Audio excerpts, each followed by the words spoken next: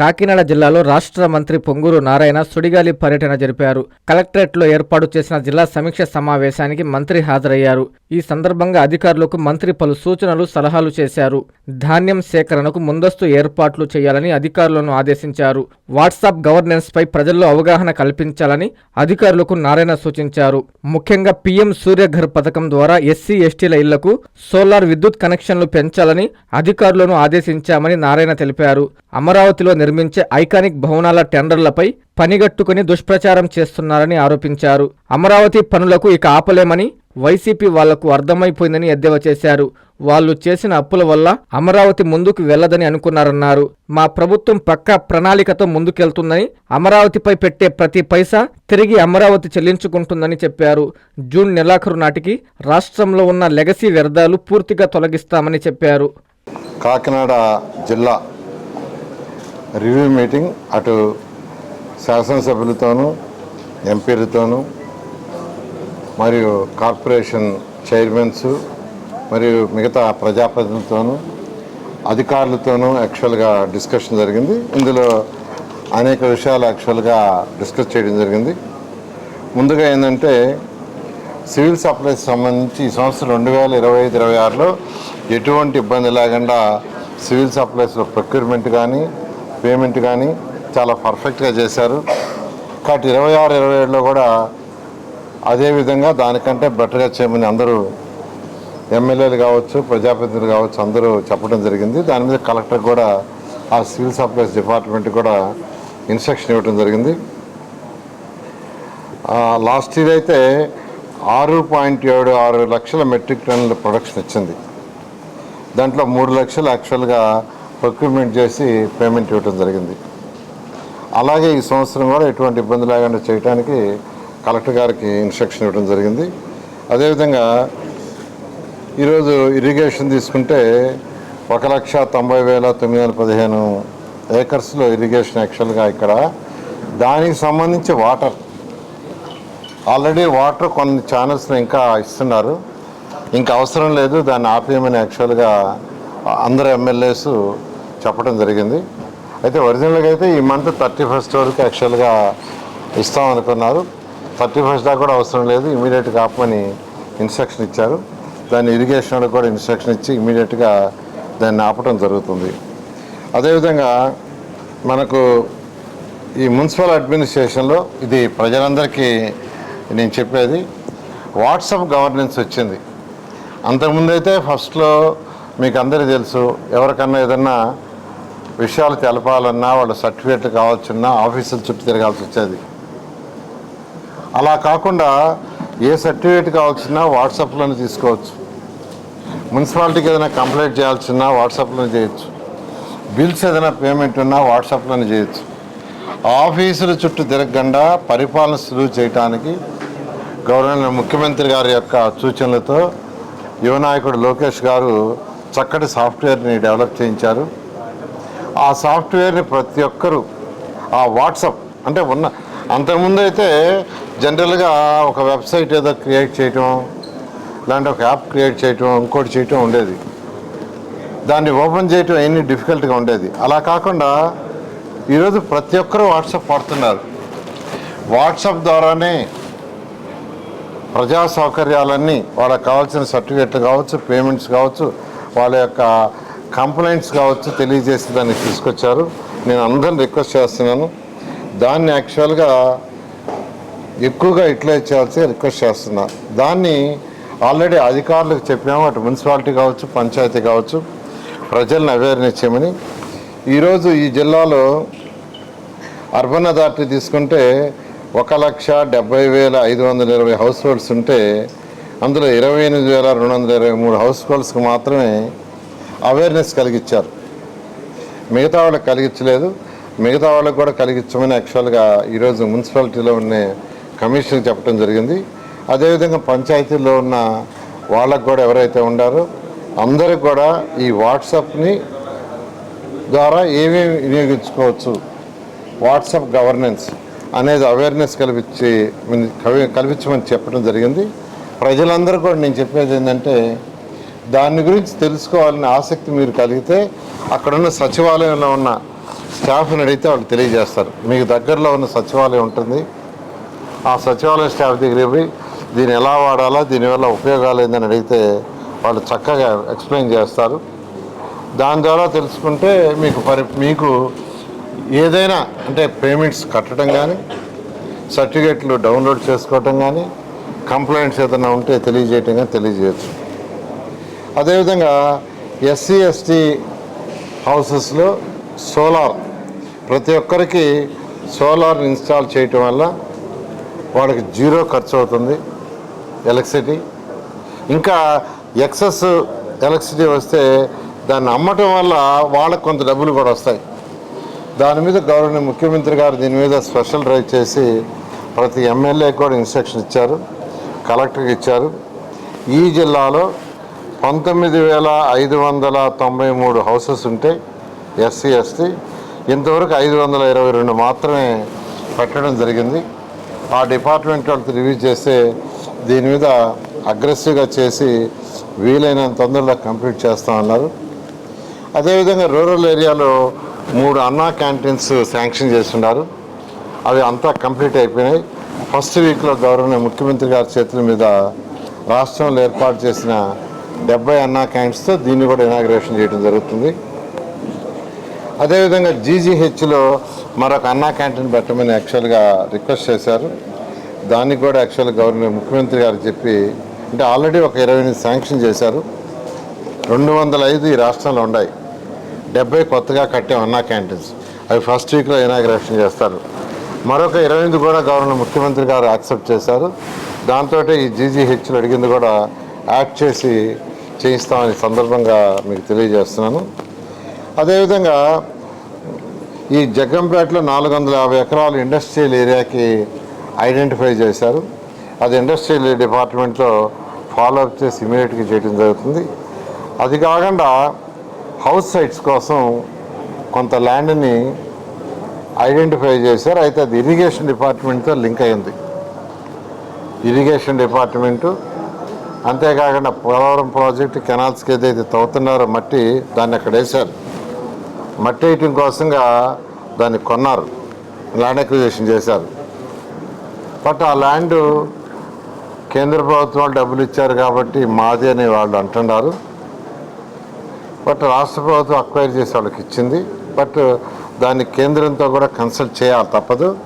Consult చేసి house sites కాబట్టి governor ముఖ్యమంత్రి ద్వారా ఫాలోఅప్ చేయించి దాన్ని తీసుకుని హౌస్ సైట్ చేయడానికి ప్రయత్నిస్తామని మీకు అందరికీ తెలియజేస్తున్నాను.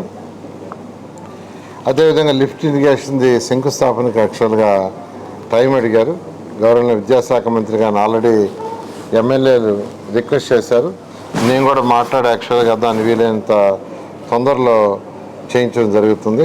ఈ విధంగా ఈరోజు ఎమ్మెల్యేలు ఏదైతే రైట్ చేశారో దానికి కలెక్టర్ గారు క్లారిటీ ఇచ్చారు. వాటిని కూడా నెక్స్ట్ మీటింగ్ లోపల వీలైనంత వరకు పూర్తి చేయడం జరుగుతుంది. Thank you.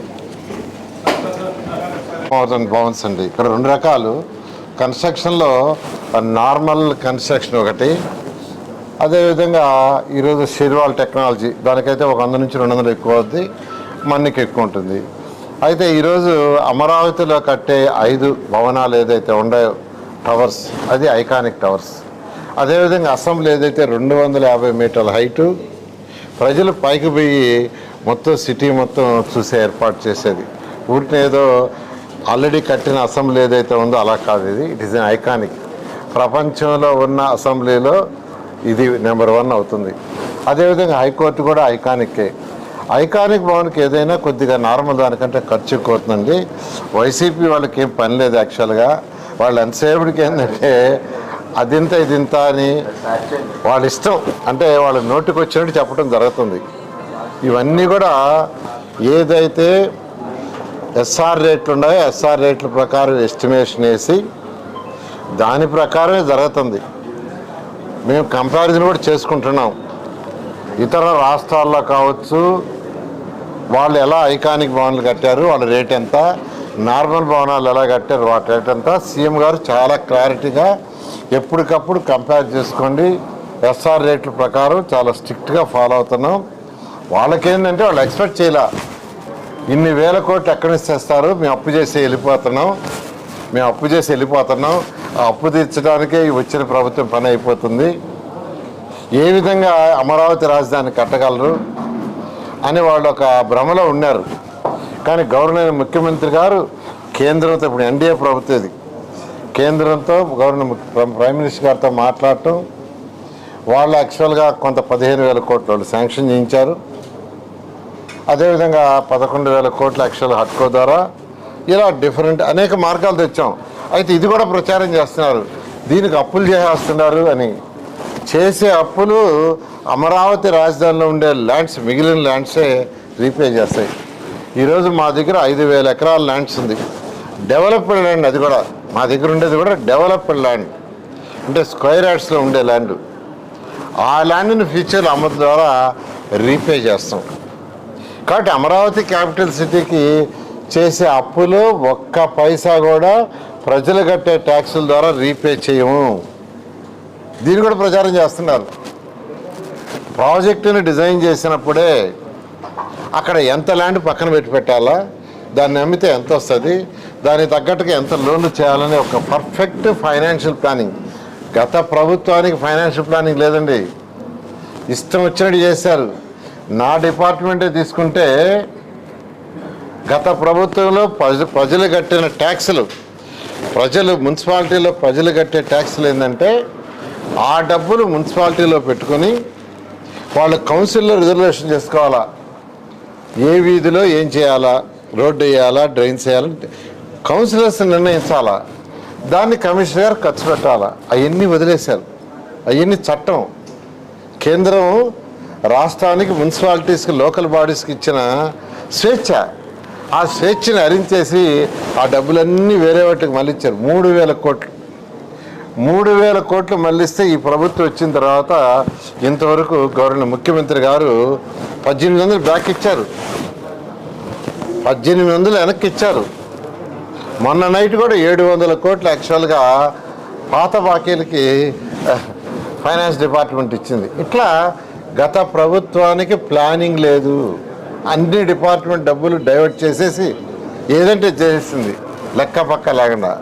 కానీ ఈ ప్రభుత్వం వచ్చిన తర్వాత ఒక ప్లానింగ్గా మొన్న లాస్ట్ April 1 నుంచి ఏ మున్సిపాలిటీ డబ్బులు వాళ్ళ దగ్గరే ఉన్నాయి, వాళ్ళే ఖర్చు పెట్టుకునే ఫ్రీడమ్ ఇచ్చేశారు.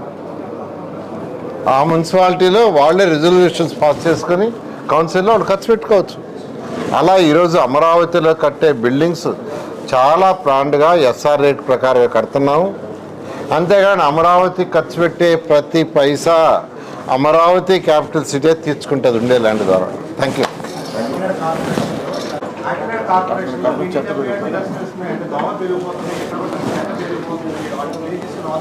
దీనికి కూడా 2014-19లో నేనే మంత్రిని.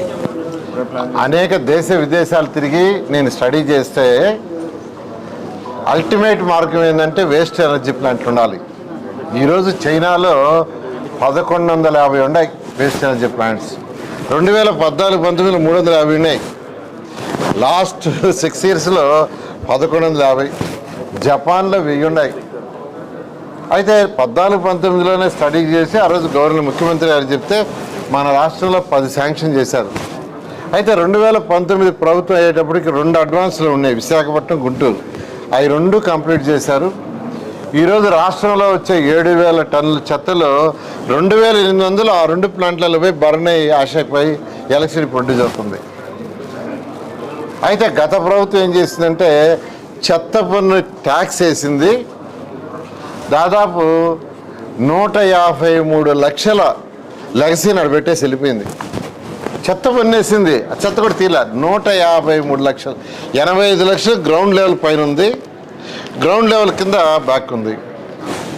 2024 ఈ ప్రభుత్వం వచ్చిన వెంటనే మచిలీపట్నంలో స్వచ్ఛ ఆంధ్ర కార్పొరేషన్ ద్వారా జరిగే స్వచ్ఛతా మీటింగ్లో గవర్నర్ ముఖ్యమంత్రి గారు నాకు ఆదేశం ఇచ్చారు. 85 లక్షలు 1 yearలో పూర్తి చేయాలంటే 2025 అక్టోబర్ 25 పూర్తి చేసాం, అక్టోబర్ 2కి. అయితే గ్రౌండ్ కంటే కింద కొన్ని దగ్గర 5 మీటర్లు, 6 మీటర్లు, 7 మీటర్లు ఉంది. బట్ దాన్ని వదిలేసి పైన మట్టేస్తాం అనుకుంటే ఫ్యూచర్లో కింద వాటరు పొల్యూట్ అవుద్ది. అది కూడా తీసేయాలంటే మళ్ళీ టెండర్లు పిలిచాం, అది కూడా జరుగుతుంది.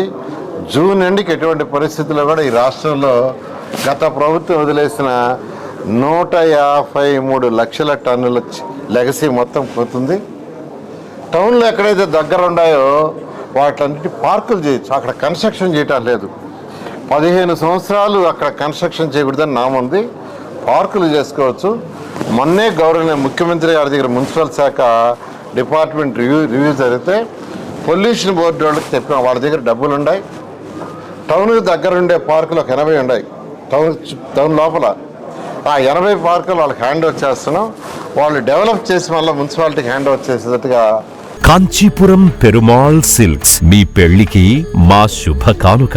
పెళ్లి పవిత్రమైన శుభ సందర్భం. ఆ రోజున ప్రతి అంగి, ప్రతి చీర మీ కలల మాదిరిగానే ప్రత్యేకంగా చూడాలి. కంచి పట్టు చీరలు ఒక్కో నూలు పోగుతో అద్భుతమైన సంప్రదాయాన్ని, రాజసాన్ని నేసిన నెమలి రెక్కల వంటి అందమైన చీరలు. ఖచ్చితమైన కంచి శైలి కోసం కంచి వెళ్లాల్సిన పని లేదు. మీరు కోరుకునే అసలైన అపురూపమైన కంచి చీరలు ఇప్పుడు కాంచీపురం పెరుమాళ్ సిల్క్స్ లో 1+1 మగ్గం ఫోల్డ్ పట్టు శారీస్ 900, 1+1 సాఫ్ట్ సిల్క్ పట్టు శారీస్ 2500, 1+1 సాముద్రిక పట్టు శారీస్ 3500, 3 కంచి పట్టు శారీస్ 4500, 3 సిల్వర్ జరీ పట్టు శారీస్ 5000, 1+1 డిజైనర్ మగ్గం బ్లౌజ్ వర్క్ పట్టు sarees 6000. Party wear dresses, crop tops, 3 pieces dresses మరియు డ్రెస్ మెటీరియల్ పై అప్ టు 30% వరకు స్పెషల్ డిస్కౌంట్. మీ జీవితంలో జరిగే మధురమైన పెళ్లికి అసలైన కంచి సంప్రదాయం మీ సొంతం చేసుకోండి. కాంచీపురం పెరుమాళ్ సిల్క్స్,